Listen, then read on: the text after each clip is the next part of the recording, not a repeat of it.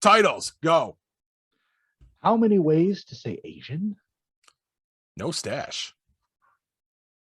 Under the weather. Loved you in Big Fish. Carrot therapy. Nurple. Thicker than Selleck. Fuck Joel! All right. Wow. Let's do this. Warning. What you are about to hear contains explicit language, adult themes, and potentially disturbing content. The views and opinions expressed are those of the hosts and do not reflect the opinions of anyone else, anywhere, ever, in the history of the world. This podcast is intended for an immature audience and should not be listened to by anyone, anywhere, ever, in the history of the world. You know, fuck it. You've been warned.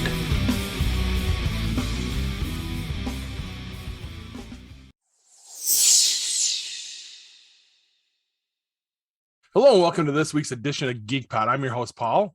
I'm Hugh. Corpse. I'm Jack.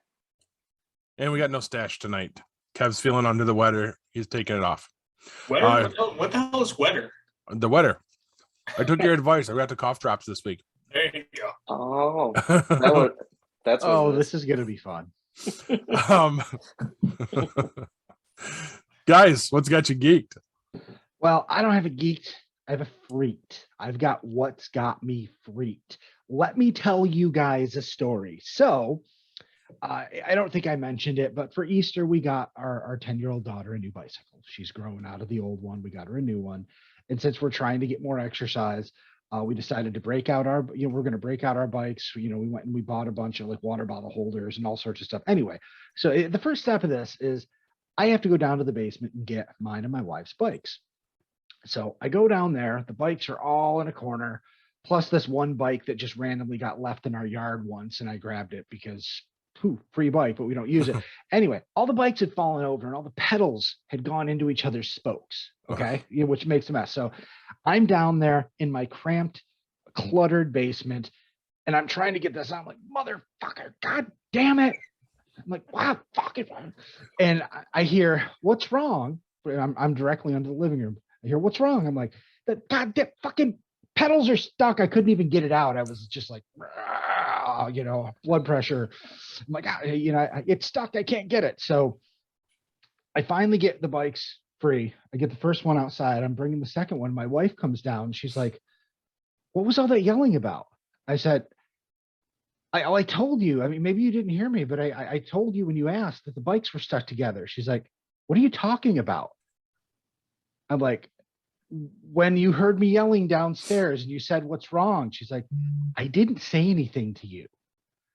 I was getting my shoes on in the dining room when I heard you yell. I didn't say a word to you. I'm like, you're fucking with, and I treat my wife like a queen, but I was like straight up belligerent, like, you're fucking with me. Don't be fucking with me. Probably the faux angriest or whatever, I don't know what you want to call it, that I've ever spoken to her, because we don't play tricks like that on each other. We don't do practical jokes. She dead serious swears up and down. She did not ask me what was wrong. This wasn't, I mishear a lot of things. I have bad hearing. It comes from years of standing in front of a Marshall half stack. I get that. But this was, I heard a clear voice ask me a clear question, and I clearly responded. If it had just been a sound or a voice or something, now I can't tell you 100% that it was her voice because I wasn't thinking about it in the moment. I heard what sounded like a female voice ask me what was wrong in reaction to me screaming and swearing at the bicycles. I'm freaked out. Okay, that's fucking crazy. And I told her, oh, it's time to get some of the ghost equipment and take it downstairs. She's like, don't you dare. Yeah. Did it sound like her voice? I don't know, because in the moment nothing didn't throw a red flag to me.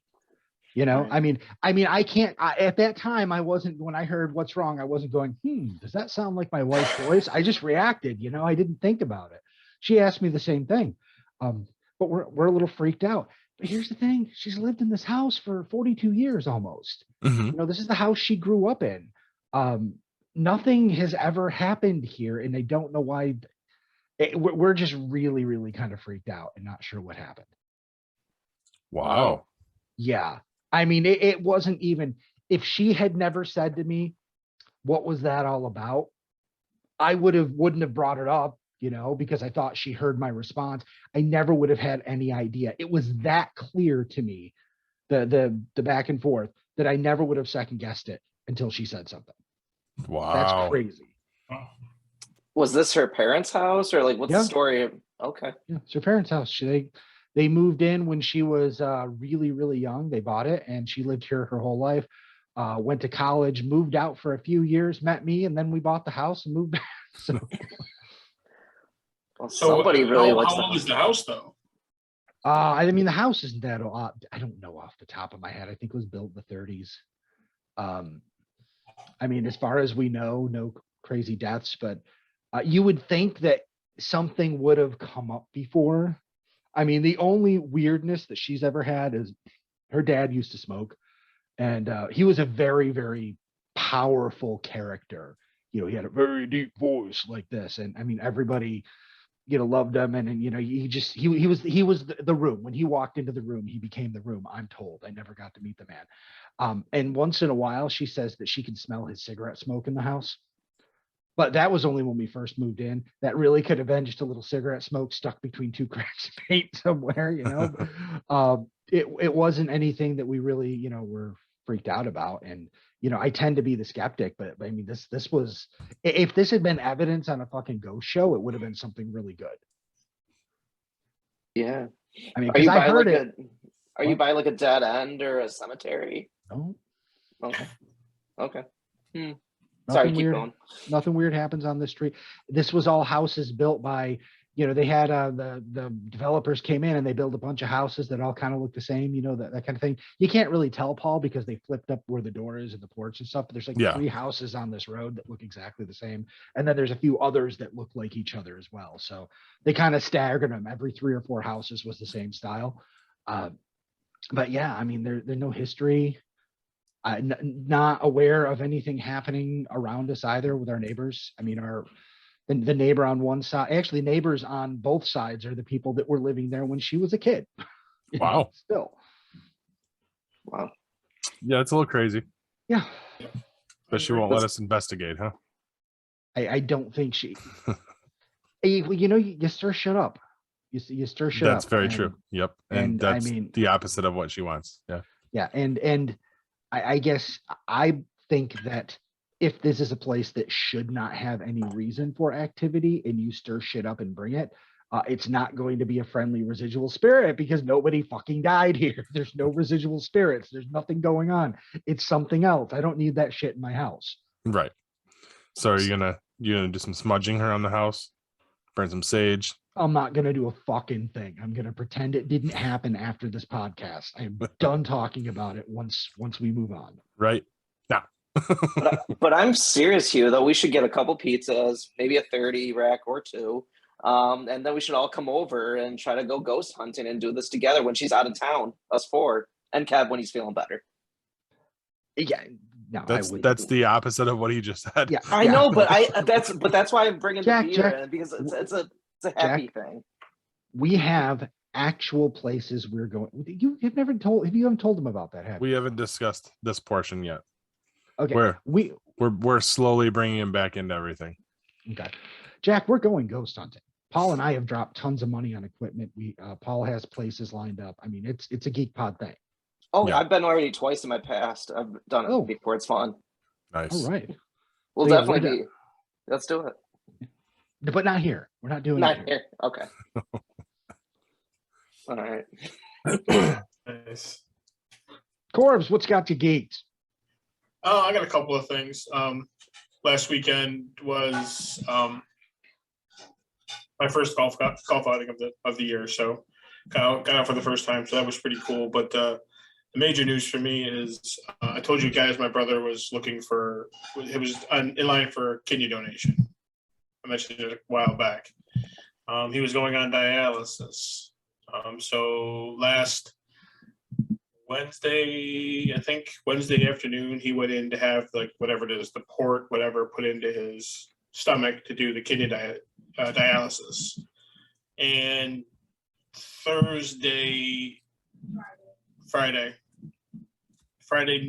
morning or Friday afternoonish, nightish, they called him and told him that they had a kidney for him. Wow. So Nice. he went in Friday night to have the kidney replaced. So they called him at 6 o'clock, and then the guy that was supposed to get the kidney for some reason couldn't do the surgery, and my brother was a perfect match for the kidney. So he jumped to the front of the line and they gave it to him. Awesome. That is Yeah, great so news. he actually just came home today, so Nice. he's Great he's news. home resting. Yeah, so it's we're all pretty stoked about it. So but can't go and see him just yet, only because he just came home. He's got to kind of stay isolated and whatnot. So, but other than that, that's just it. I mean, it's been, like I said, it's been a pretty exciting weekend for that. So we've been, letting him. I've talked to him a couple times and whatnot. So, but that's it for me. I mean, just the fact that my brother got the kidney. Hopefully, it takes and he recovers well. So. Awesome. That's great, but serious note though, how'd you shoot though the first round? 91. 91. I shot a 91. I didn't play too bad. I had a couple of bad shots, but not too bad overall for the first time out. So Very good. playing again this Sunday coming up. So I try to play every Sunday or every other Sunday. So because in 2 weeks it's Mother's Day, so I won't play golf on Mother's Day. So Right. Because right now, technically, isn't it like snowing or it's like really cold outside? it's really cold outside. It was cold on Sunday when we were out there to start, but as the round got going, it warmed up. It was probably about 75 when we got finished. So when we started out, it was probably more like 55. So tough to be out there in a pair of shorts playing golf, but Yeah. I made it work. Yeah.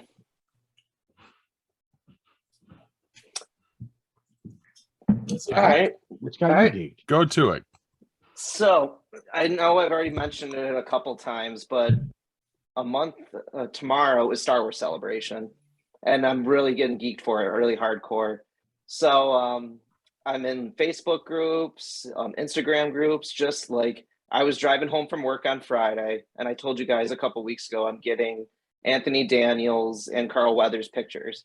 So I literally call my friend from LA because we're doing everything together. We're doing the buddy system because we don't want to separate because there's going to be so many people at this convention. So I literally call him. I'm like, I don't even speak any English. I'm like, it dropped. It dropped. He's like, what? Celebration was canceled? I'm like, no, it dropped. I got in line and now it's sold out. I'm going to meet and get a picture with Ewan McGregor. Awesome. So, that'll be cool. My friend wants the autograph and picture, so he spent like Ewan McGregor, believe it or not, is a $300 picture. I believe it, especially right now. Yeah. So, but we're gonna get that on Friday, but because like all the big panels will be on Saturday probably, but that would be really cool because like getting a picture with Ewan McGregor. Oh my God, that's like the bucket list thing. And I know I probably sound like I'm not, if Hayden Christensen drops, okay, I can skip that one. I'm not gonna lie, I'm not gonna lose sleep over that one. But the big one with that, if it drops, I'm gonna be like, oh my God, if this one drops, like I hope not, because I don't want to spend any more money on pictures because I've spent close to maybe $500 on pictures alone. Liam Neeson, as you know, he was on comic book website. He was like, I'll come back as Qui-Gon Jinn if it's like on the silver screen. I will literally, I don't know, that let's say a mortgage payment, but he has to come back for Obi-Wan Kenobi. Come on, his voice at least or something. But if he doesn't show up for this panel at Celebration, that's just going to be crazy. But it's just going to erupt. But that's always cool. And the last thing that's got me geeked, they finally, because I always like film history, they released the title of Avatar 2 today, which was really cool. Is it Avatar 2? Avatar 2, The Way of Water. The Way of Water. I thought it was going to be Avatar 2 fucking finally, but It's My about brother time. said the same thing. He's like, fucking don't care by now. I'm like, yeah, I know. But those are always good movies. But James Cameron has confirmed, as you all know, 5 movies in this freaking saga. It's He's like, not what the going to hell? survive long enough to get through all 5. Like at this rate. The third one, I guess, is There's- already done. Yeah. The fourth one is going to come out in 2026, and the fifth one will come out in 2028. Like, what the hell? But I'm probably, if this one's any good, maybe I'll continue. But honestly, we'll see what happens.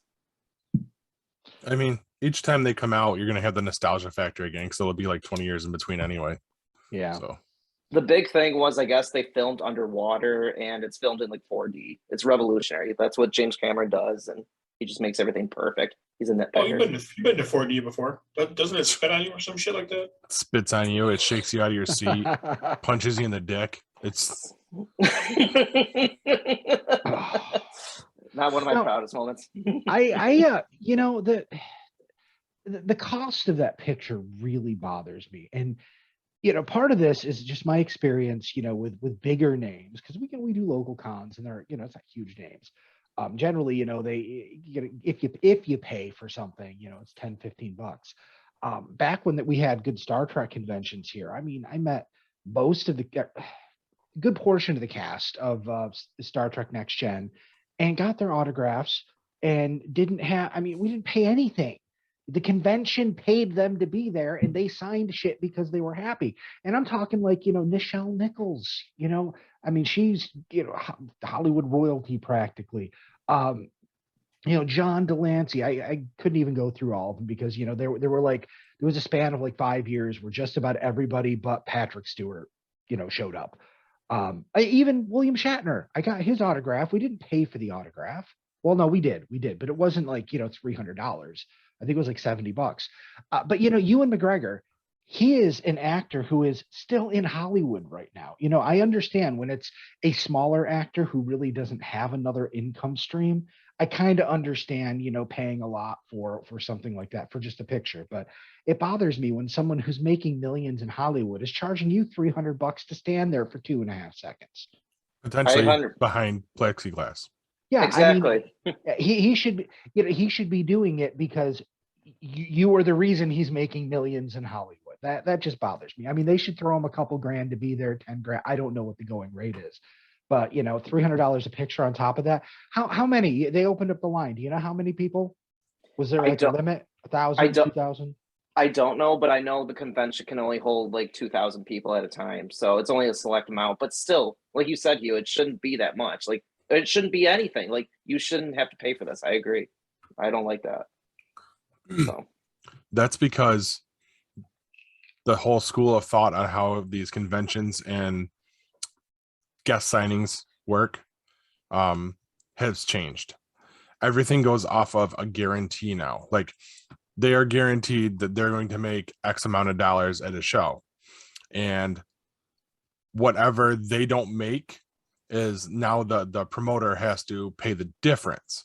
So by charging the $300 a person, that's going towards their guarantee that Disney, but also Celebration, I'm not sure if that works the same way because it's the Disney machine. Yeah. But so Right. that's what it is. That's why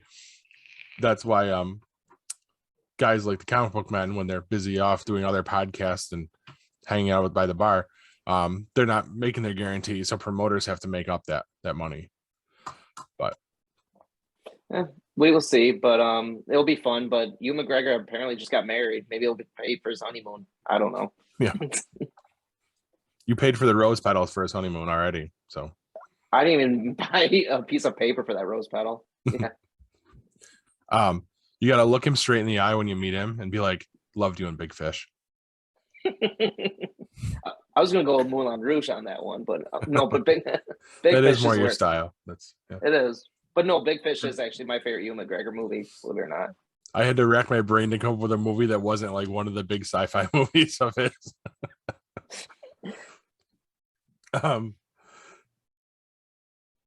Sorry, I'm writing one down. So anyway, what's got me geeked? I got to check out our brand new comic shop in the Syracuse area today.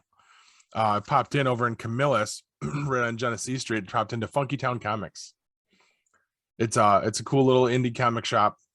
Just opened up. They had been all online for a while, and they decided the owner, I met him today, Jesse Humiston. I probably murdered his last name. Decided to open up a little shop. Small. It's a very small shop. He's got big ideas, big plans.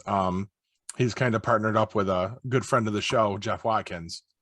Jeff's going to have a little bit of a presence in that store. He's also good buddies with our sponsor, Collectibles Galore. So, you know, I guess we can consider these guys part of the family as well. So a big shout out to those guys. Welcome to the party, pal. And it's a cool place. Jesse's an awesome dude. We talked for a good 20 minutes. I circled the shop multiple times. Seems to know his stuff. He definitely knows the ins and outs of the comics world in our area. So if you guys get a chance, especially you, Jack, since you live out that way, stop on out and check him out. Where on the drag is it? It is in the same road. Yep, it's in the same building as the Armani law firm. That doesn't help. It's a me at blue all. building. I'm trying to remember what it's near. It's near Good Buddies Pub. And I think Okay. across the street from the vet clinic. So Hugh, it's next to a Chinese place on West Genesee Street. Do you know where that is or no? It's called Asian Walk now, I believe. Okay, I know where Asian Walk is. If I'm heading toward Walmart, that's on the right. Yes, sir. Every time we drive by there, I say the name of the place, but I pronounce Asian differently. It was the China House years ago. That was better Chinese, but that's not the point of Paul's story.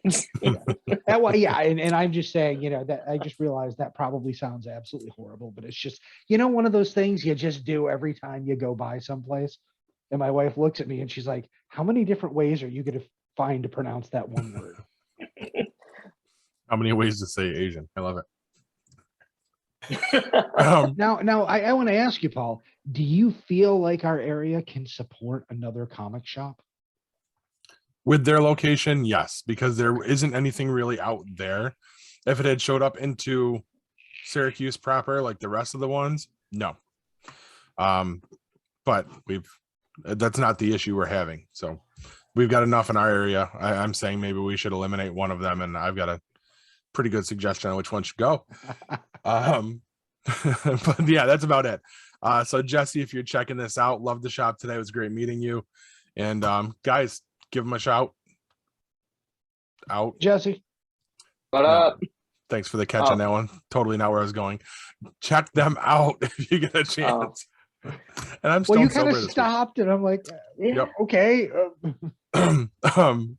But that about does it for me on that one too, guys. What's everybody playing?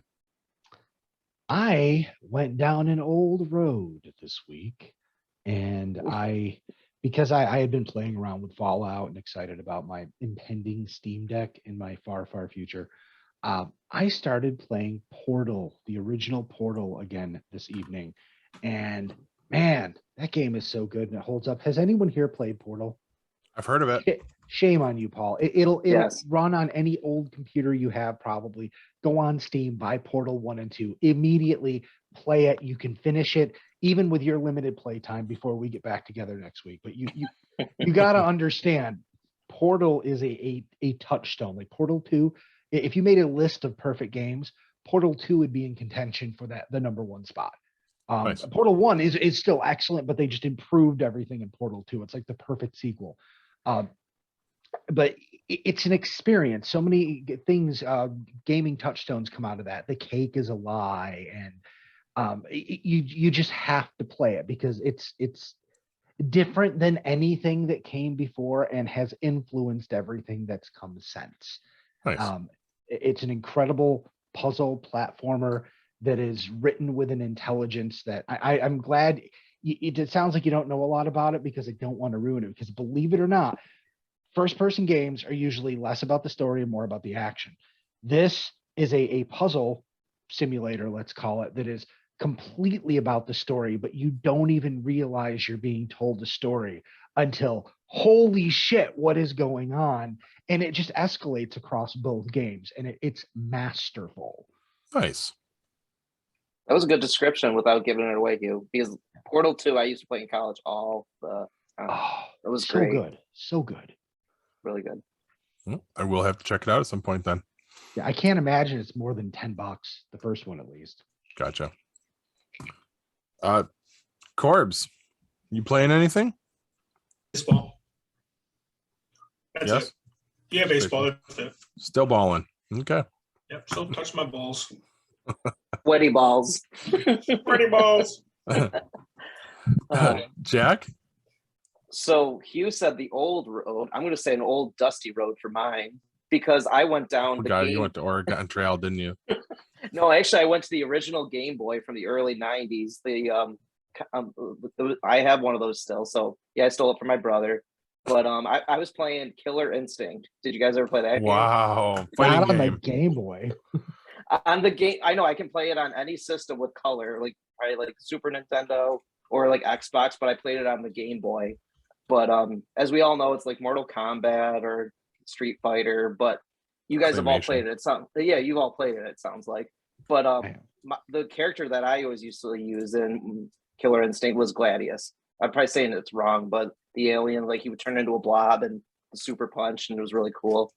But I'm not gonna lie, when I was a kid, yes, you're probably still doing it now because like the Game Boy didn't like. Yes, it came out with like the backlight eventually, but I just remember playing it like under like a nightlight, like under my when I was a kid, like under my bunk bed. I was like, oh, I want to play this. I got to beat this.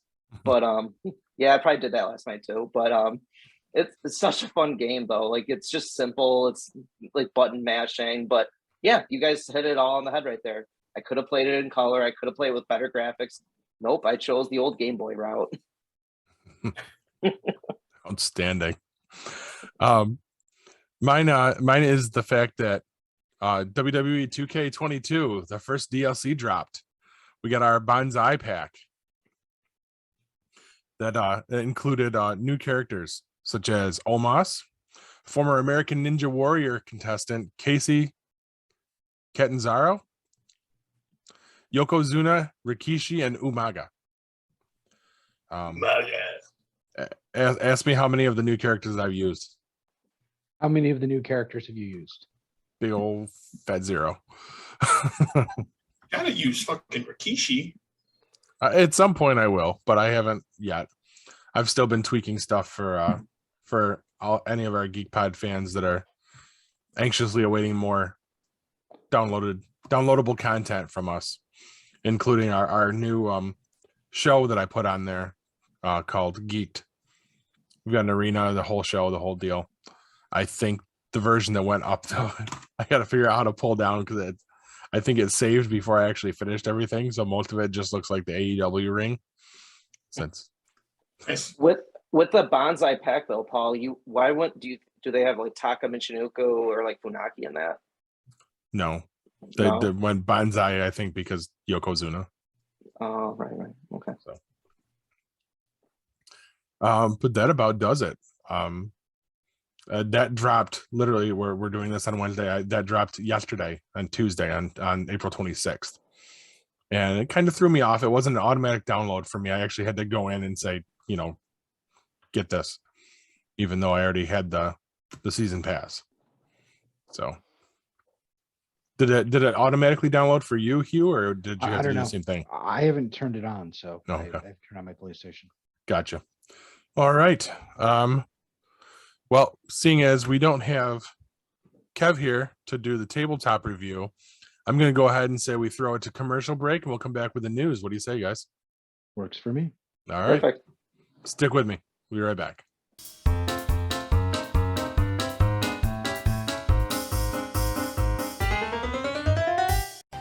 The 4th annual Sci-Fi Horror Fest is coming with an all-new location, new guests, and all the same fun, charm, and camaraderie that you've come to know and love. Sci-Fi Horror Fest has a new home for 2022 at the Vernon Downs Casino and Hotel in Vernon, New York. Sci-Fi Horror Fest will be held on August 26th and 27th. Sci-Fi Horror Fest is a family-friendly event featuring fun activities, vendors, and a media area with an eclectic group of podcast personalities. Exciting celebrity guest appearances will be announced soon. For more information and to purchase tickets, go to www.sci-fi-horrorfest.com. Sci-Fi Horror Fest is currently looking for volunteers. This is your chance to be a part of the fun. Please note, details of the event are subject to change due to any lasting issues due to COVID-19.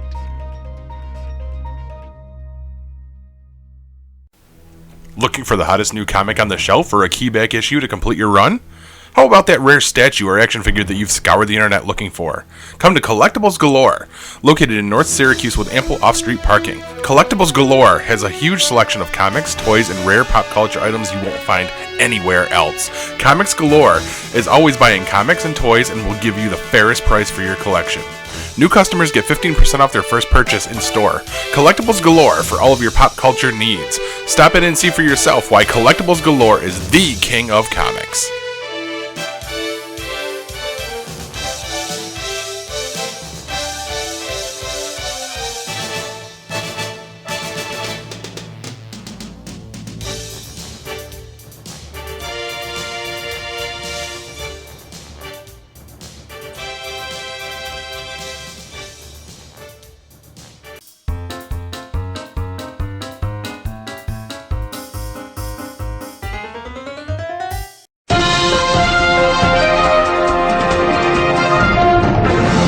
Now, before you inadvertently refer to the veggie sides in your meal delivery service as carrot therapy and create a household meme that applies to anything one doesn't like but has to endure, here's the news. So far, no mentions of Hugh therapy yet. First up, you must be kidding. Elon Musk has bought Twitter. Who cares? The deal was announced earlier this week and has the internet in an uproar. Musk claims that censorship has hurt the platform and it needs to be a free speech bastion for all, even those we disagree with. I can't say I see an issue with that, honestly. Sure, there are folks I'd rather not see have a voice, like Paul, but that's an emotional reaction. If we're going to follow the American values of free speech, then he kind of has a point. Yes, a platform can choose not to give someone a podium if they feel their dialogue is hateful or harmful. A platform can also allow everyone to speak freely if they choose to do so. I don't have a moral problem with this. What's bizarre is the comment section on any news article about this. You have both the left and the right complaining this is going to somehow result in more censorship by the opposite party. It's like we don't even know what the fuck we're fighting about anymore. A guy doesn't say Twitter should be less censored, spend $43 million on it, then do exactly what he said he didn't want to do. And what both sides are saying can't possibly be true at the same time. If they censor both the left and the right, then we are left with Tinder for people who don't know how to use the camera on their smartphone and drunk Hulk tweets. Those are gold. Next up, The Depressed Knight returns. Warner Brothers kicked off CinemaCon by announcing there will be a sequel to The Batman. Both Matt Reeves and Robert Pattinson will be back to look sad in Gotham City. Early numbers show the film has done better on HBO Max than all of their other day-and-date releases so far. The good news is this is at least this version of Batman will now have some room to grow into something better. I think we kind of expected this with all the spin-offs happening. Rather than a one-off, it seems to be an attempt at creating a universe. Hopefully Pattinson will stop channeling his inner Robert Smith and start channeling any version of Bruce Wayne at fucking all. I'll even take Japan's late 60s Bat-O-Man version if that's what he's got to do. And finally, all the news fit to read. With so much going on these days, sometimes really important stories slip through the cracks. Russia shuts off gas to Poland. Bill Murray is Me Too'd. Melissa Lucio getting her execution delayed. And all the Johnny Depp cosplay at his defamation trial. These all rule our current headlines. But what about the stories that really change lives? The information that the general public has to have in order to be true to themselves and their true purpose in life. What about the most important story of the year? General Mills has released Trix Tracks cereal in the lead up to the Jurassic Park Dominion release. It's the reincarnation of the classic 90s cereal Jurassic Park Crunch, with fruit-flavored dinosaur tracks, dinosaur-shaped marshmallows, and what appears to be an aspirin in each bite. This is coming together. It's a coming together moment the world desperately needs right now. If anything can ally us behind each other, it is a cartoon rabbit trying to steal our breakfast. And that's the news, kids. Now, I have to say I'm a little pissed off today. So today was supposed to be a celebration day. My wife officially signed her agent contract today and is now a signed author with the Keys Literary Agency. There's still a ton of work to do, but this is a huge milestone. She said the day she signed, she wanted pizza and wings for dinner. Let me tell you a story. About a month ago, I go to Price Chopper on Erie Boulevard and discover behind the hot food case, there's a fucking chicken wing bar. Mind you, I've been shopping here for like 10 years and never peered behind the hot food case and had no idea it was there.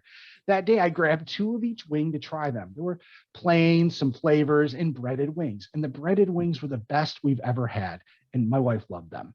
Jump forward to 3 weeks ago when I call and ask if they have any breaded wings in the bar. The guy who answered the phone, who we will call Joel because that's his fucking name, says, no, there aren't any on the wing bar, but I'd be happy to whip some up. So I order 2 pounds of breaded wings, go pick them up, and fatness ensues. Then there is today. My wife says she's looking forward to the wings more than the pizza, really. So this morning, I call up Price Chopper and order the wings for later in the afternoon and called Pavone's Pizza for the pizza. And when I get there, they hand me a pound of fried unbreaded wings. What happens next is ridiculous. 3 employees insist to me that they have never had breaded wings. No one has a clue what I'm talking about.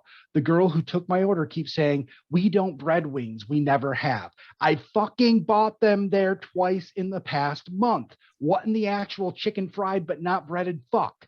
Are they hiring from the bottom of the application pile rather than the top? Do they have a rogue employee named Joel, because that's his fucking name, who is stealth adding things to their menu and not telling anyone? Neither of these things are my fault. I just want the breaded wings you fucking sold me before. Am I the asshole? Well, I am now, because I had to tell my wife the place that sells us breaded wings doesn't sell breaded wings. Paul? Fucking Joel. In other news, orange, month, and purple are the only words in English that don't have another word that rhymes with it. Back to you, Jack.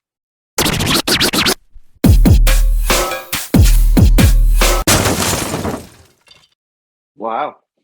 Interesting. Before we You're get forgetting started, about Nurple. Purple. that's what I was Not just a going to say, word. purple nurple. Before I get started, fuck Joel as well.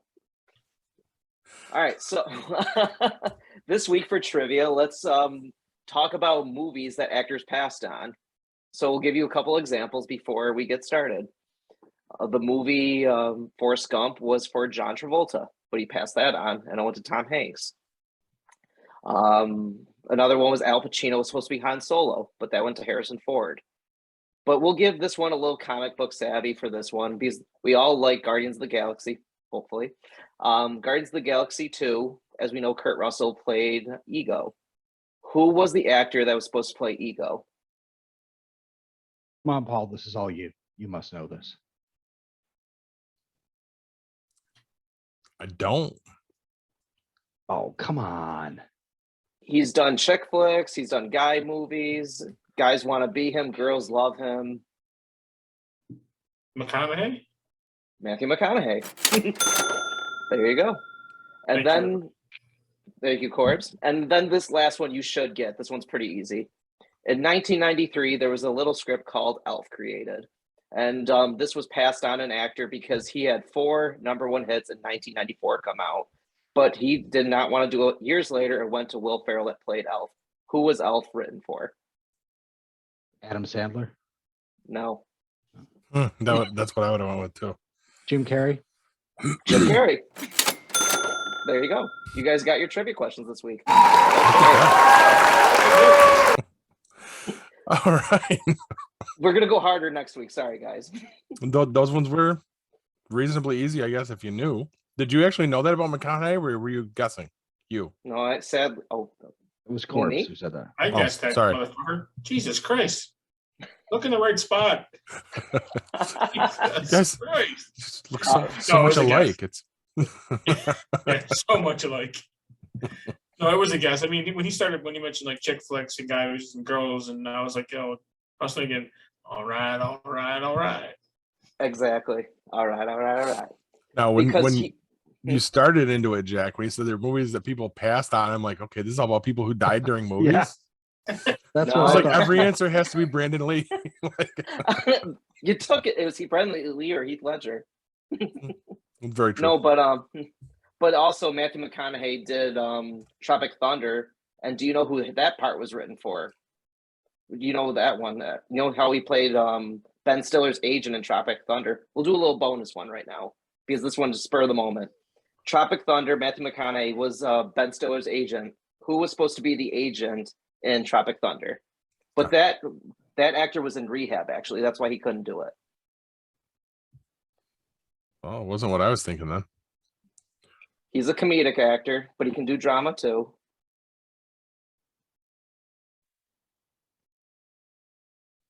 No clue. All right. Do you want a hint? Another hint? He did a funny movie with a big, tall man in 2005. If I give it too much, you'll get it. With a big, tall man in 2005. Life of the Party.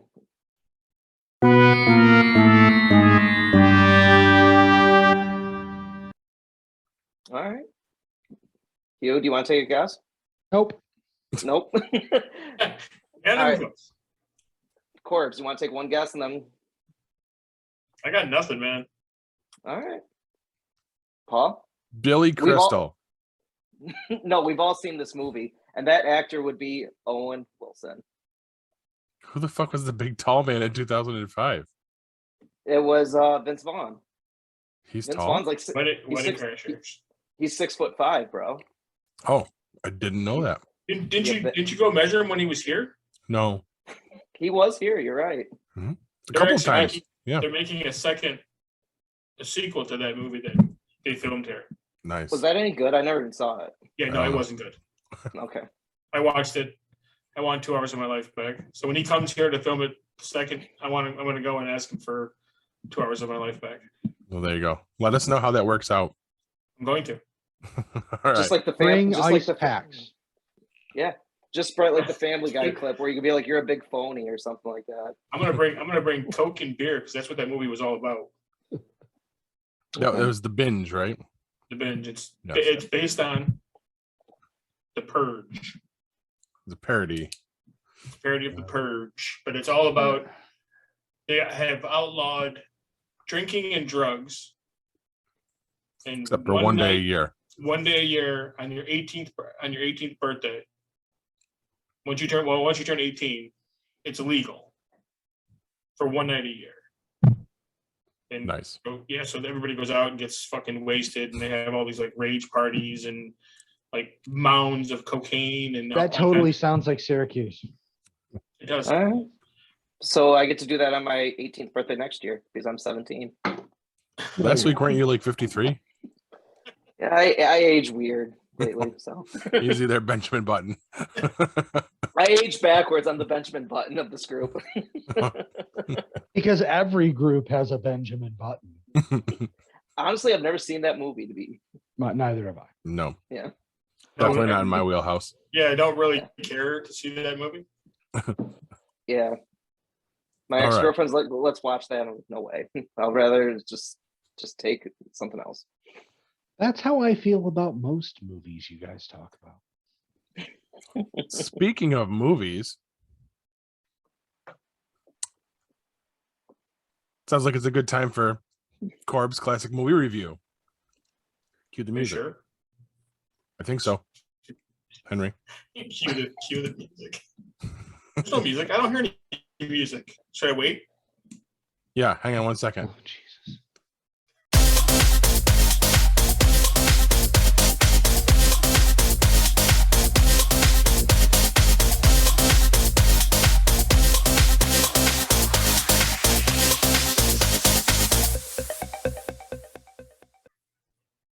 There, is that better?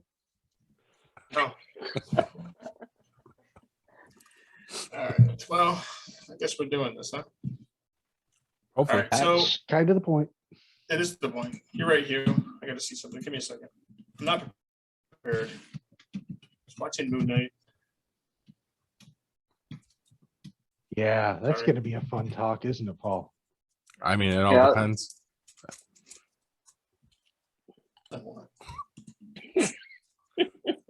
What is it you say, Paul? This is fantastic radio? Right. Riveting radio?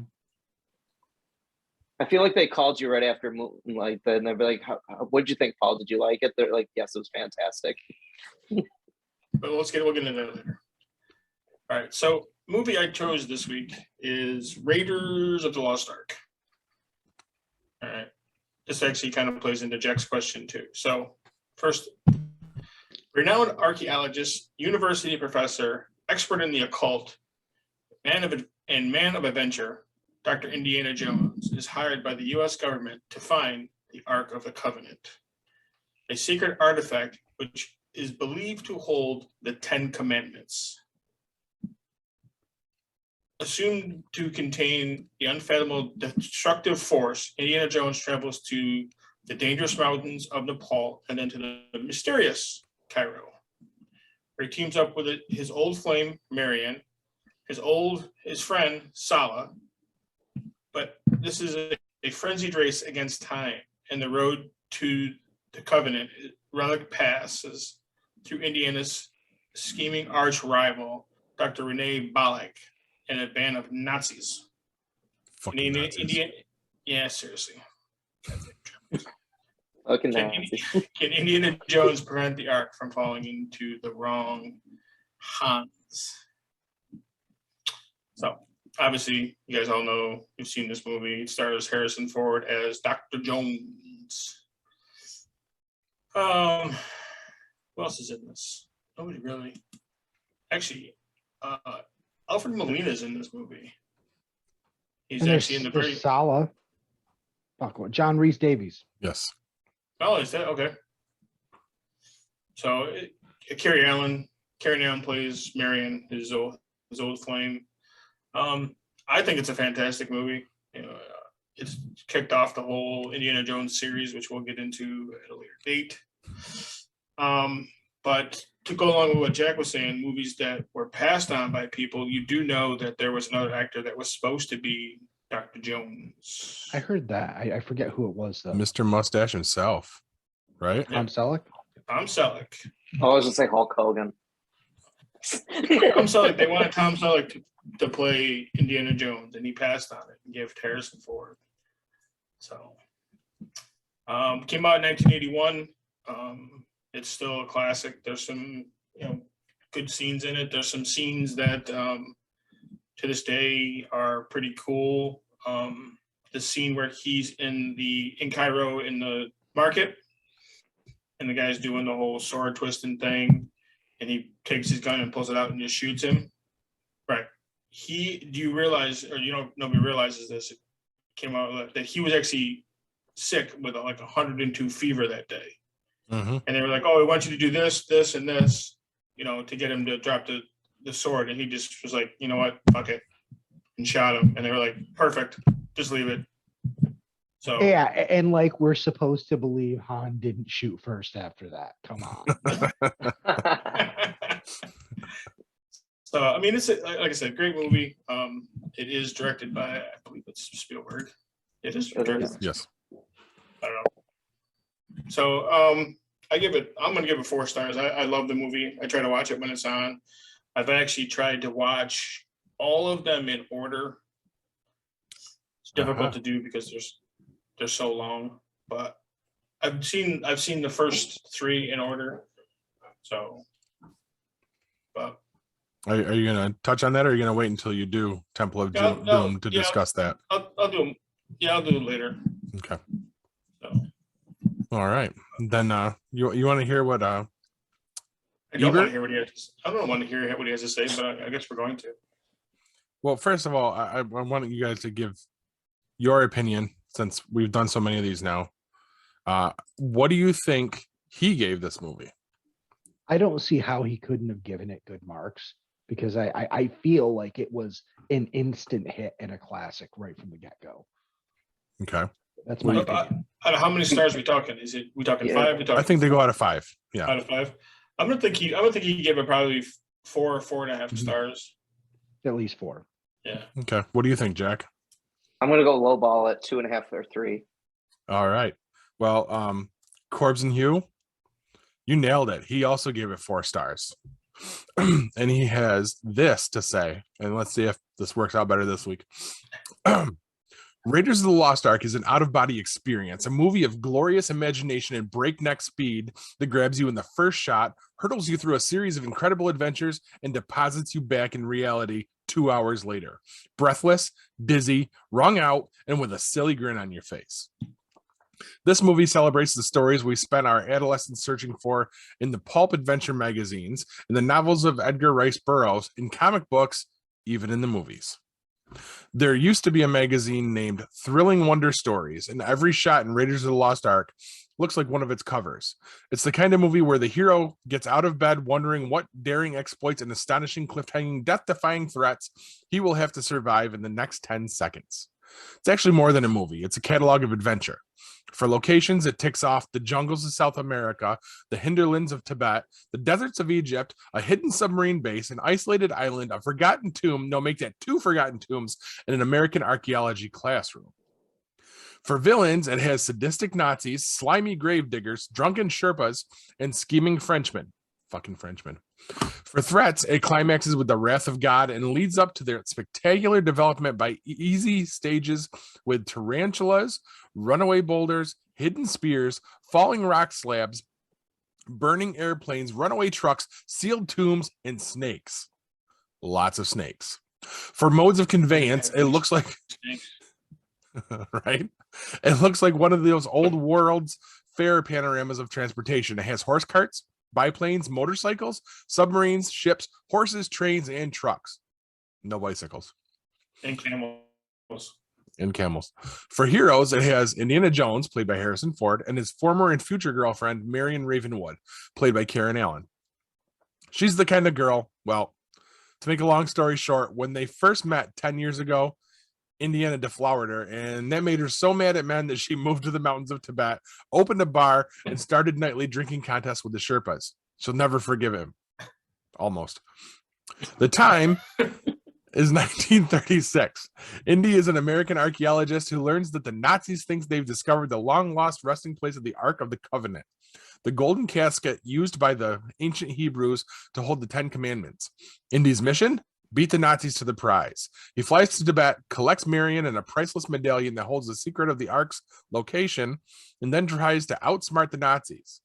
What is a little amazing about Raiders of the Lost Ark is that this plot somehow holds together and makes more sense, even though it functions primarily as a framework for the most incredible series of action and stunt pieces I've ever seen in a movie. Indiana and Marion spend the entire film hanging by their fingernails, literally at one point, over a pit of poisonous snakes. They survive a series of gruesome and dreadful traps, pitfalls, double crosses, ambushes, and fates worse than death, of which this movie suggests several. And Indiana engages in the best chase scene I've seen in a film. I include, in second place, the chase from the French Connection with Bullet in a distant third.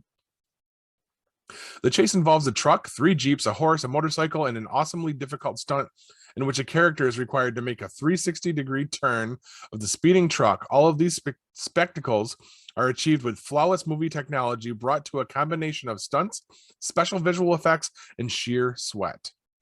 The makers of this film have covered similar ground before, perhaps never so fluently. George Lucas, the executive producer, gave birth to the Star Wars movies, and Steven Spielberg, the director, made Jaws and Close Encounters. The rest of the all-star crew's work includes photography by veteran British cinematographer Douglas Slocum, appropriately stirring and haunting music by Star Wars composer John Williams, sets by Star Wars production designer Norman Reynolds and art director Les Dilly, and countless wonders. We all need Les Dilly. Countless wonderments by Richard Edlund, who supervised the visual effects. 2 things, however, make Raiders of the Lost Ark more than just a technological triumph: its sense of humor and the drawl style of its characters. This is often a funny movie, but it doesn't get many of its laughs with dialogue and only a few with obvious gags. Although the biggest laugh comes from the oldest and most obvious gag involving a swordsman and a marksman. Yeah. We find ourselves laughing in surprise, in relief, in incredulity. Incredulity. Thank you. You fucked me up now. At the movie's ability to pile one incident upon another in an inexhaustible series of inventions. And the personalities of the central characters are enormously winning. Harrison Ford, as Indy Jones, does not do a reprise of his Star Wars work. Instead, he creates a taciturn and understated, stubborn character who might be the Humphrey Bogart of the Treasure of the Sierra Madre, with his tongue in his cheek. He survives fires, Crushings, shootings, burnings. He really hates snakes. Karen Allen plays the female lead with a resilient toughness that develops its own charm. She can handle herself in any situation. She really hates snakes. Raiders of the Lost Ark is a swashbuckling adventure epic in the tradition of Star Wars, Superman, the James Bond pictures, and all the other multi-million-dollar special effects extravaganzas. It wants only to entertain. It succeeds. Watch it with somebody you know fairly well. There will be times during the film when it will be necessary to grab somebody. I don't think I've ever grabbed somebody the entire time I've watched those, the entirety of them. No. But he really liked it. Good job, Paul. That was good. I think it's because you didn't have to say the word water, but Worder? Or snakes again. Snakes. Why did it have to be snakes? So there we have it. So you mentioned about the chase scene. There's actually a website that lists the top 30 chase scenes. Yeah. It's not even in there. Unbelievable. Really? But they did say that the French Connection one was first, and I was kind of shocked when they said that Bullet was a distant third. Yes. I've seen the chase scene in Bullet, and that's actually very good. I don't think I've ever seen it. Or the French Connection. My dad's got the Mustang Nice. or the Camaro, whatever he's got in the movie. That Go ahead. no, you go ahead. I thought you were done. Well, my dad got it. It's the updated version of it, but it's the same green color car that he has in the movie. So Nice. That review was very listy. Yes. yes, I mean, listy to the point of listiness. It was very jarring for me. And it was also very animated, like the way it was written, which is why I was reading it the way I was, because I was trying to convey that. Sounds like there's like a. Sorry, go ahead. I almost lost my cough drop a couple times. It was heading on its way out there. That would have been great. Just bounce off the camera. Ding! I know. But, Was there like a lot of exclamation points in there? Like you No. said, like you were. It was just like so excited. I don't know. No, it was just you could tell by the way it was written that I needed to give it a little something. So, a little something. little something. And speaking of a little something, why don't you guys stick with us for this commercial break, and we're going to wrap this thing up. See you. Bye.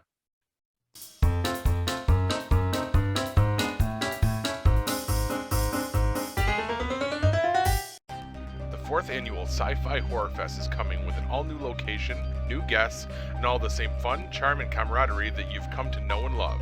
Sci-Fi Horror Fest has a new home for 2022 at the Vernon Downs Casino and Hotel in Vernon, New York. Sci-Fi Horror Fest will be held on August 26th and 27th. Sci-Fi Horror Fest is a family-friendly event featuring fun activities, vendors, and a media area with an eclectic group of podcast personalities. Exciting celebrity guest appearances will be announced soon. For more information and to purchase tickets, go to www.sci-fi-horrorfest.com. Sci-Fi Horror Fest is currently looking for volunteers. This is your chance to be a part of the fun. Please note, details of the event are subject to change due to any lasting issues due to COVID-19.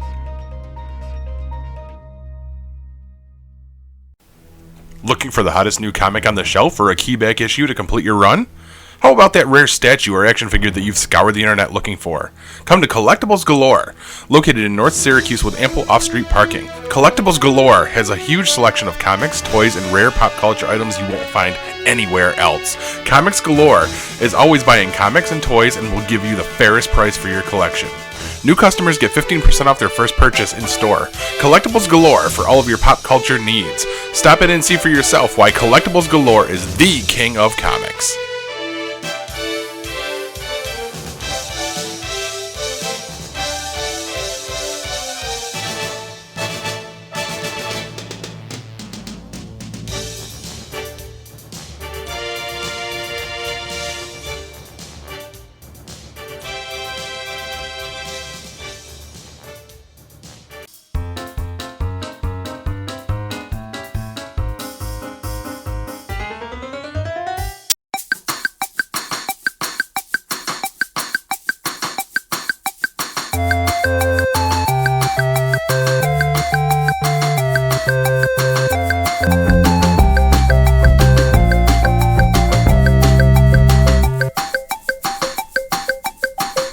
right, and you know what that means?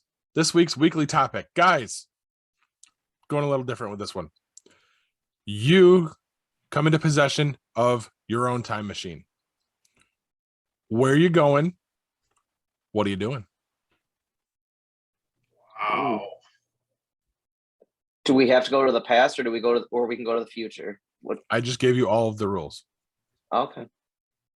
All the rules, Shaq. I know. All right, I'm going to make it all sad but sweet, but sad too. I'd go back in time and meet my wife a number of years beforehand, so we would have had time to have a second kid. Deep.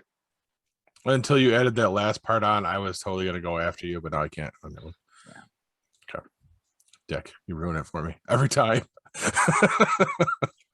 Who wants to go next? Dude, I tried to give you free video games tonight, and you ruined that, so it's not always me.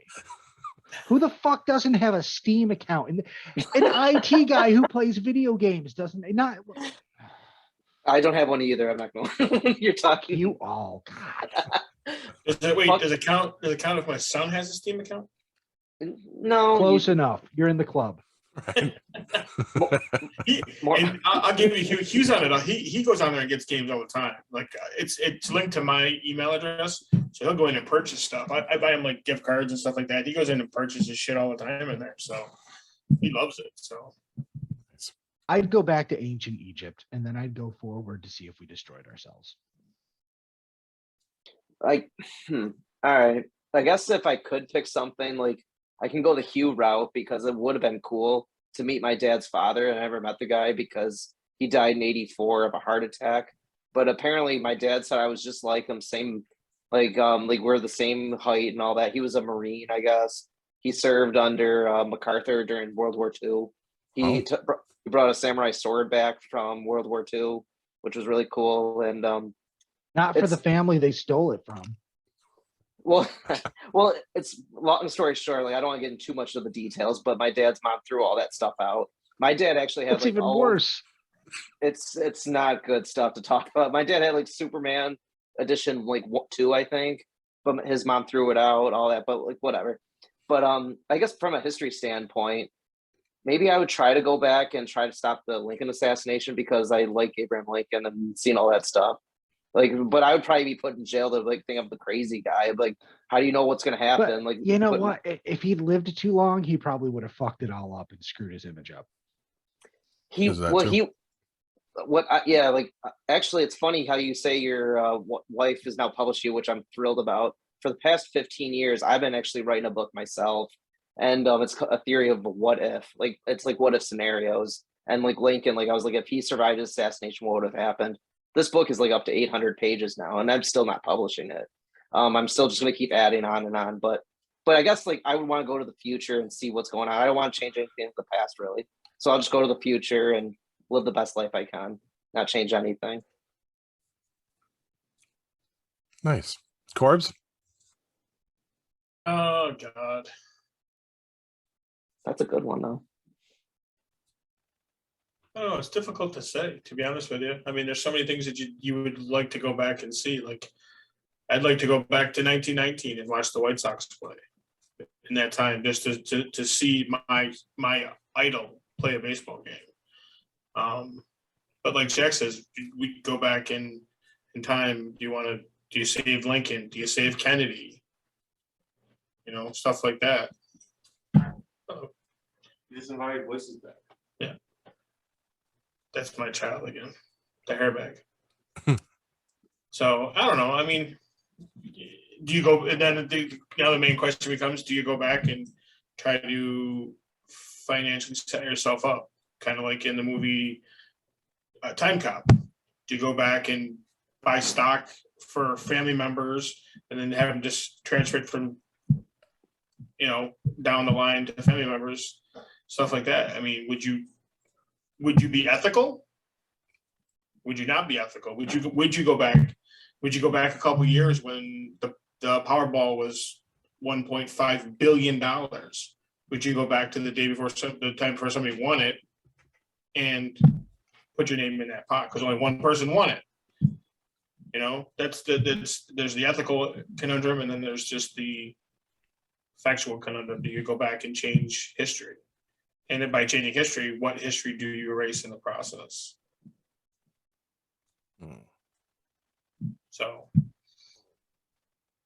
So for me, I mean, I would probably go back. I'd like to go back in time and see some old school baseball. Watch Babe Ruth play. Watch Lou Gehrig play. These guys, Ty Cobb, and Question though. This is just a question for me.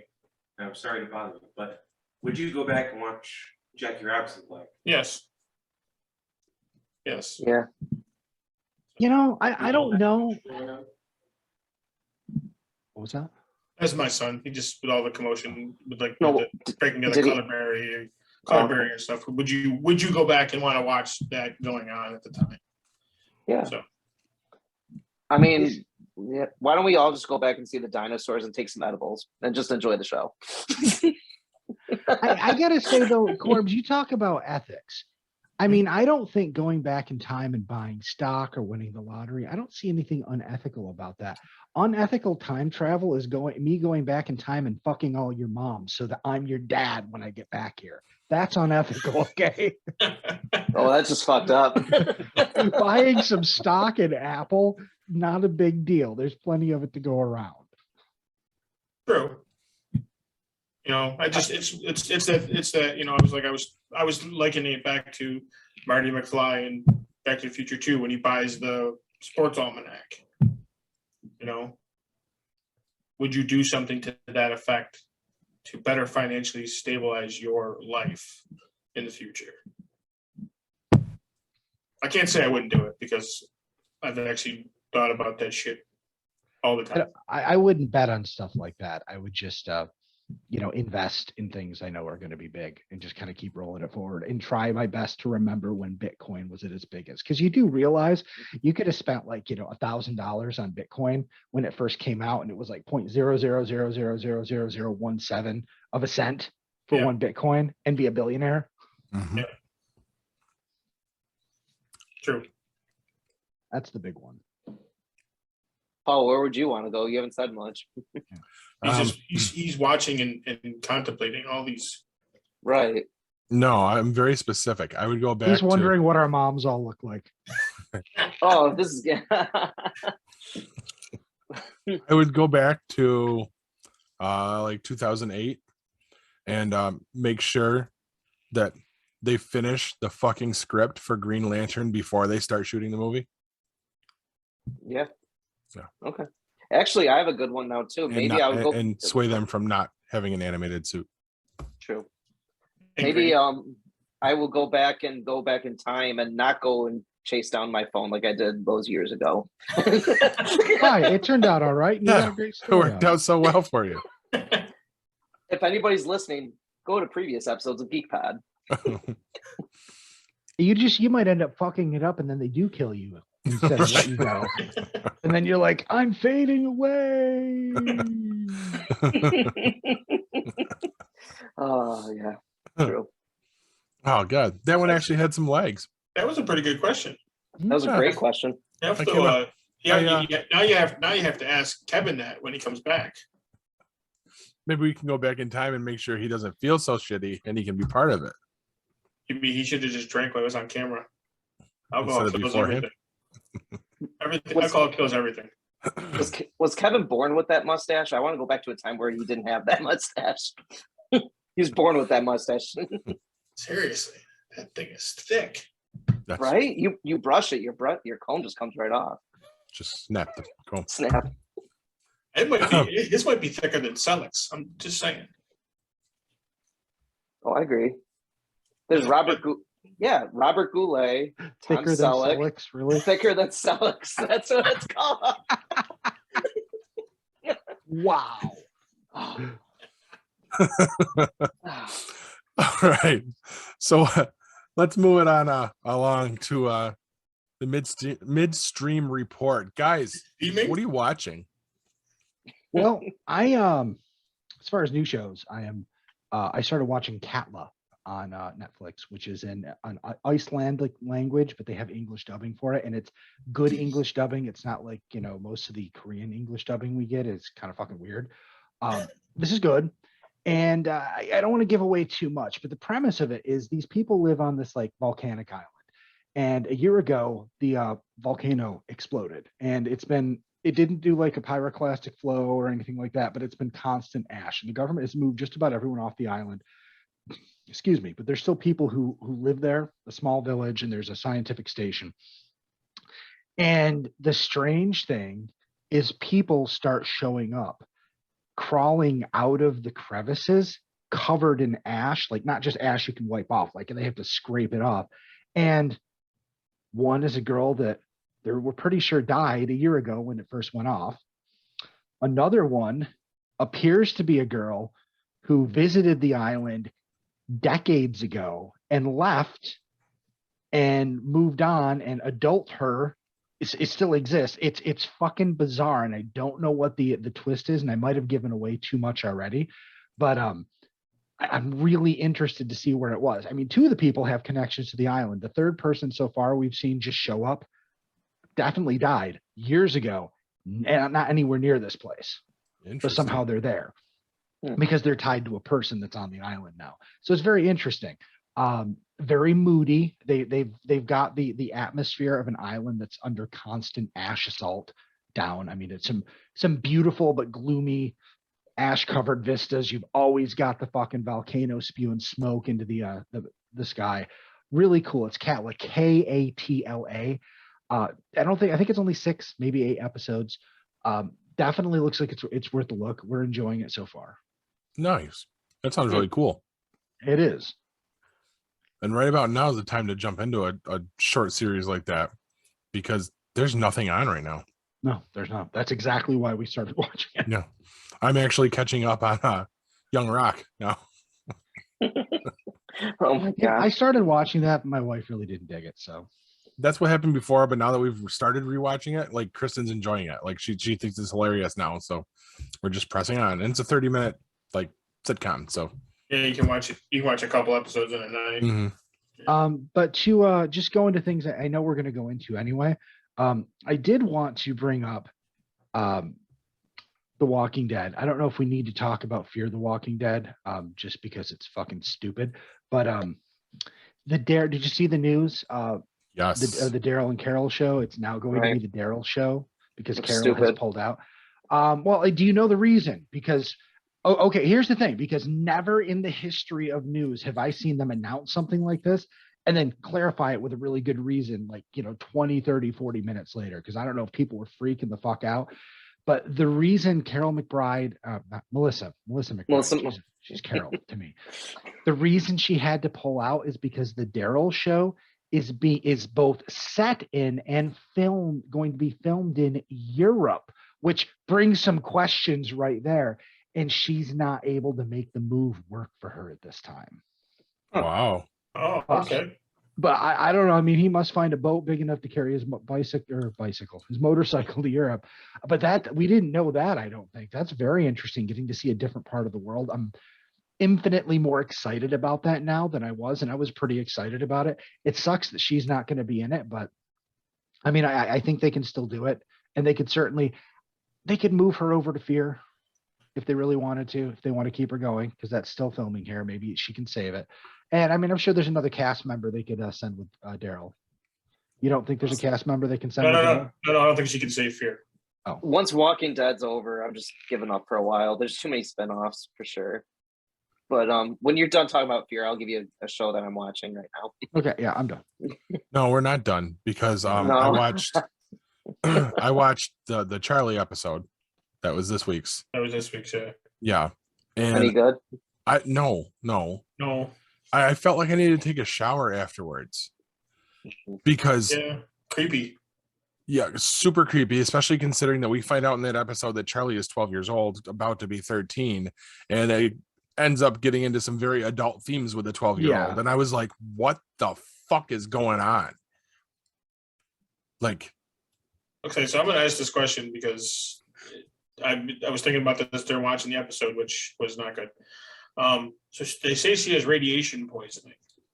Do you believe she actually has the radiation poisoning? Or do you think it's a slow play that her and John Dory Sr. and June, I thought about that, yeah. and Morgan, they're all playing on Strand I was wondering that as well. Okay. So But it wasn't just me. Yeah, it because seems like nobody. at the end she had red blotches though, like on her face and arms and stuff. Like at the very last scene when she's crying over the swan butterfly? dive. Yeah. So I didn't catch that, but Yeah. and Hugh has a different perspective because he's already seen the one following that already. Yeah, they don't touch back on that. Oh. It's like one and done. So I mean, we're yeah, just I don't, moving on. I don't get that. They're doing like episodes for each one, each Well, person. they've done that for years. I don't want to say always, but for a number of years now, they've Right. kind of segregated the cast and they've all done their own thing. Right. I mean, the next one, trust me, the next one's even more infuriating because of what they do to Daniel's character. And Okay. You're just making me want to get back into Fear the Walking Dead so bad. Yeah, don't do that to yourself. No, don't say that. Here's the thing, and Jack, don't stop watching. There's not too many spinoffs. Just that's silly talk. Not yet. Yeah, but shows are going away. But here's the thing: we're all invested in this universe. There's going to be variable quality. Fear wasn't great when it started. It got really good. It got bad. Walking Dead was good, then bad, then good, then bad, then good again. These things change. Okay. There's no reason to stop watching if you've invested in this. Do you have anything else to do on a Sunday night? I don't. I mean, that's the Sunday night show. Might as well watch it. Yeah, it's pissing me off right now. Maybe Fear won't recover. Walking Dead will be, end on a high note. The Daryl spinoff might be shit, but the Negan and Maggie spinoff is great. I'm sure that Tales of the Walking Dead is going to be fantastic. And whatever they come up with next, they're going to keep this going for years still. Yeah. We're going to have good. We're going to have bad. I like having appointment TV and knowing what I'm watching on Sunday night. That is comforting to me. That's fair because I just remember I have been watching Walking Dead since 2010. Like I've been an original. I have the whole graphic novel behind me. I have the whole set. I've read the whole thing. So, but it's like maybe the Maggie Negan one will be pretty cool. But like, just when I'm still gonna watch Walking Dead, I'm never gonna stop not watching it. It's like what you said, a Sunday night show. I get it. Makes sense. But if you want to talk more about this real quick, I'll let you, and then I'll tell you what I'm watching real quick. No, Paul says no. I think can't that talk was about it. it. No, I mean you can. I'm just saying I'm done with it now because I'm the one that brought it back around. Mo, but just Corbs can probably relate a little bit to this. As we know, tomorrow is the NFL draft a little bit. So I actually like this stuff. It's kind of cool. Like it's now a draft party. It's Thursday, Friday, and Saturday. It used to be just Saturday and Sunday. And then each pick used to be like 15 minutes for a pick. But it used to take so long. But what I'm getting at, there's a movie with Kevin Costner called Draft Day.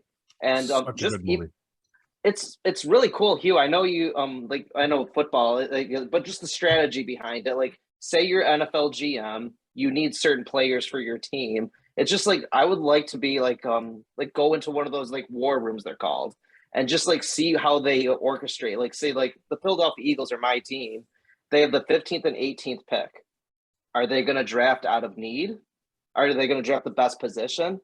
Or are they going to do what they did a couple of years ago when they drafted their tight end, Dallas Goedert, to a fuck you to Dallas Cowboys? We're going to take your player that you wanted. Or do they just like? It's just cool how they do these teams, how they draft, because there's always surprise picks. Like it's really cool how they do that. Like, are they going to come in and be on your team? Are they going to be an all-star or are they going to be a bust? But it's just really neat how they like go about doing this because they look so many like days out of the year. Like they turn this into a whole draft party. It's in Las Vegas this year. Yep. And then it's really cool how they do that. And I'm really, really excited to see what they do with the draft this year. Because like you're going to have, of course, your players that should be picked.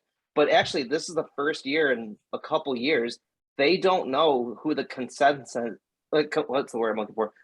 Who the clear number one? Thank you. The clear number one pick is this year. It could be one of three players. Generally, it's a quarterback, but Jacksonville already has their quarterback, so it's going to be kind of cool to see how they do this. So, like, are there going to be trades? Is there going to be drama? It's kind of cool how they do that. So yeah, like, I got enough of that picking teams for things in school. Enough disappointing team picking ceremonies. I don't need this. But especially one that I know I'm not going to get picked, not just one I'm going to get picked last. But it's so cool though. Like if you have a Saturday night you don't know what to watch. Paul said he liked it. Corbs, did you like Draft Day? I like Draft Day. So Draft Day was written for the Buffalo Bills at first, but the Bills wanted more money, so they did the Cleveland Browns. And you guys got to let me know, the actor that played Superman in Smallville, he plays the quarterback. Yep. Yeah, he plays the quarterback. Hugh, this is pretty cool. Like he literally destroys his locker room. And like literally Kevin Costner is the star of this. He goes to him. He's like, I know you're busting your ass, but I got a fucking job to do, man. Get your fucking ass back in rehab. Jack, does it have superheroes in it? No. You can no, it does not. Does it have any horror elements? Aliens, witches, vampires, werewolves, ghosts? Well, he's got his ex-wife. I was about to say it's got his ex-wife and Jennifer Garner that looks like a duck. I'm not gonna lie. Okay, so that's a no then? That's a no to my question. You're okay, like my brother. then I don't care. I know. I said the same thing to my brother, and he's like, "Yeah, I just don't give a shit." I'm like, "You're killing me." All right, whatever. So, Corbs, do you have anything to add for Draft Day? No. What about for what you're watching? Well, let's see. I watched The Winning Time, the next episode of that. So it's basically like halfway through the season. So I don't know how much longer, like, I don't know how many episodes there is. I think I looked on wherever there was 10 episodes. So I don't know how much farther they're going to get. I don't know how many episodes total it is. But like I said, they're about halfway. The Lakers are in first place and whatnot. So it's a very cool telling of the rise of the Laker dynasty in the 80s. So, it just basically shows everything, like how they go about dealing with each other. The players do. You got the rookies coming in, Magic Johnson being the top rookie. You got Kareem Abdul-Jabbar at the time was the top player in the NBA. How their attitudes connect together, how they deal with each other. They don't get along at first, and then they start working together. They start winning, stuff like that. And their coach gets hurt in a bicycle accident, and his assistant steps in. Yeah. Who the fuck gets hurt in a bicycle accident? And you laugh, but it was a serious injury. Like he ended up having. It was. Yeah, he didn't coach the rest of the year, and because of that, his assistant stepped in and they won the championship, and he took over the team the year after that.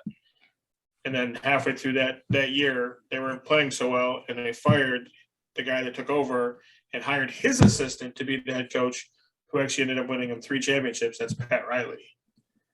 So it goes and shows you how all these things were connected together and stuff like that. So it's just it's interesting. I like it because it has to do with sports and it's basketball and the Lakers. But that's my brother's team. So I mean, growing up, I was a Bulls fan. I loved Michael Jordan. My dad loved Larry Bird.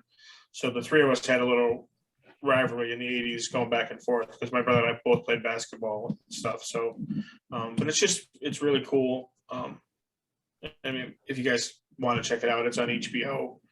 I watch it on Hulu on the next day or whatever. So, and then the other show that I picked up this week came out this week is Billy the Kid on Epic. That show was pretty freaking cool. It starts out, it's his telling his story from when he grew up in New York City, how his family moved to Kansas when he was a young boy and stuff like that. That was the first episode. It kind of walked you through how they made the trek from New York City to, I want to say it was like Coffeyville, Kansas. And the government promised them it was going to be this booming town and there was going to be plenty of jobs for them out there. And they show up and it's like 2 buildings, Syracuse. 4 tents. Pretty much. It's like 3 buildings, 4 tents, and a mud pit. No jobs out there for anybody. It's basically like a halfway point between New York City, New York and wherever west you were going is what it ended up looking like. So, and they ended up staying there for a while. His father gets injured on the way from New York City to Kansas and ends up dying. I don't know if he died or killed himself or whatever. They don't really explain it. So that's the first episode. So it's only been 1 episode. So, but I've been looking for it. I'm a big guy for Westerns. Doc Holliday, White Earp, Billy the Kid. I like watching those. Young Guns is another movie that I enjoy watching because it has to do with Billy the Kid and whatnot. So but it was a pretty decent show. I'm looking forward to next week when the new episode pops. So Nice. and I did see another show. I haven't checked it out yet, but I do want to see it. It's called We Own the City. It's about the Baltimore gun force in Baltimore, and apparently I didn't know it. It's about this group of guys in this department that are basically, they feel like they run the city, and so they knock over or they arrest drug dealers or whatever, and they're taking the money and stuff like that. So it goes about, from what it looks like, is it goes about how they did it and how they get taken down. Gotcha. So, and it stars Shane. Oh, Oh, nice. John Burge. Nice. Yep. So he's one of the guys in it. So that's kind of the reason why I'm looking forward to watching it. So it's a short series, about 6 episodes. So I'm hoping I can get through it. I'm hoping if they all dropped at one time and I can get through it and watch it. So Cool. So is it about that time, Paul? I think it is. Well, Oh, you before we dropping launch nuggets? into it, no, to talk about Moon Knight. oh yeah, Oh, I don't know. I just, Jack, I want to clear something up. You said, hey, when you're done watching Moon Knight, do you call Paul? I don't call Paul after Moon Knight's over, just in case he still has his tongue in Oscar Isaac's ass. I don't want to interrupt anything. I just want to let him be. And I figure we'll catch up when we get to the show. Now that we got Noted. that straight. Is it Oren Isaac's ass, or is it Ethan Hawke's ass, or is it like a train that they're running? oh, that's just disturbing. And Paul's just like, yep, just wait for it. Who wants to start here? I haven't seen it.